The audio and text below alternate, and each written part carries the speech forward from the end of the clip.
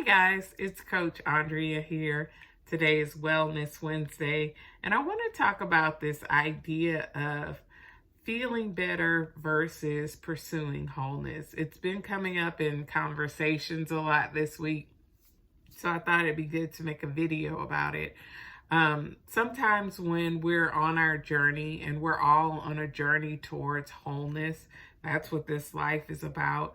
But also when we're in coaching or in recovery, that's what the process is about, is a journey towards wholeness.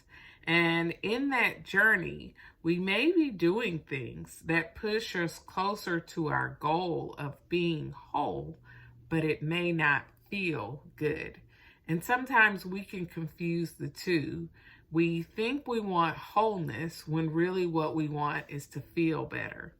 So let me give you an example. Sometimes when you've had an injury or a surgery, you have to go to physical therapy. Well, physical therapy can be pretty painful if you've ever experienced that, working a muscle or an area of your body that experienced some type of trauma, and you're trying to work it to get it back to this optimal state of health. Well, you have to go through physical therapy, and so there's pain there, but the pain is purposeful. The pain is putting you closer to this goal of optimal health that you're pursuing, which is probably why you had the surgery, or if you had an injury, why you're in physical therapy to begin with. So sometimes when you go through a coaching process or a counseling process or a recovery process, we can confuse the two. We can mistake feeling better. So I go to my meetings, or I meet with my coach, or I do my work or my workbook, and I feel better.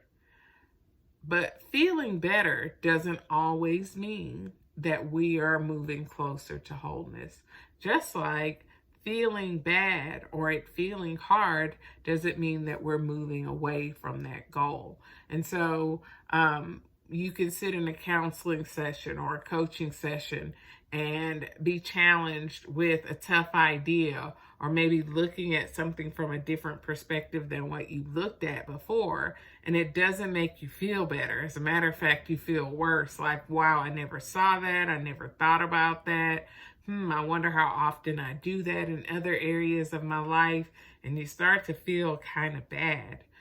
But the purpose of that feeling bad is to get you to say, I don't like this place. I don't like that I can see this pattern in my life. I don't enjoy this thing that I continue doing, and how can I change that? And then that moves you on your journey towards wholeness. And so in John chapter 5, I think it is, where Jesus is talking to the man that's laying at the fountain, and he asks him, do you want to be well? Or some translations say made whole, because wellness is about wholeness.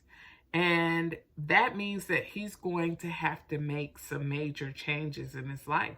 The first thing Jesus tells him to do is take up your mat and walk.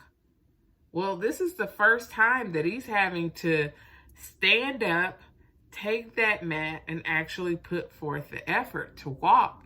It's going to change the way he relates to people. Most people are probably just going to know him as an invalid, a person who laid there for all those years.